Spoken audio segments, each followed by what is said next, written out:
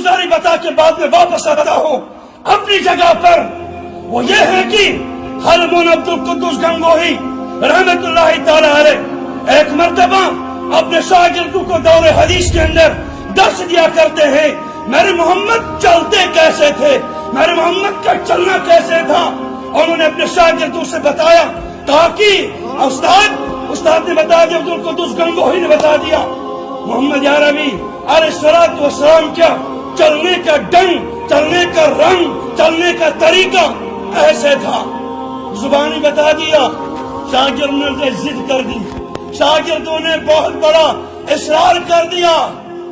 تاکہ استاد محترم, زبان تو ہم نے سنی, الفاظ تو ہم نے سنی, ہم کیفیت دیکھنا چاہتے ہیں. اس چلنے کی کیفیت محمد عربی کی کیا تھی, کیسے محمد عربی چلا کرتے تھے. آؤ, اگر علماء دیوبند کا مقابلہ تمہیں عمل میں کرنا ہے, تمہیں علم میں کرنا ہے, میں کیفیات میں کرنا ہے, کر کے تو دکھاؤ نا. اگر میدان سجا دو, لگاؤ میدان کے اندر, ایسی چیزیں تم بھی جمع کر دو, ہم بھی جمع کر دیں گے. دیکھتے ہیں کہ پڑھنا بھاری کس کا ہوتا.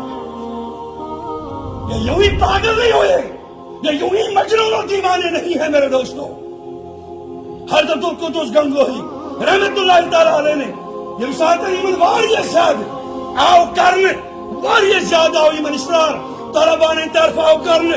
دمنک منزست رہی جائے, اس پر توی کسو بھی ہے, پرنوک منزست رہی جائے, منزست ہے جائے تراؤن.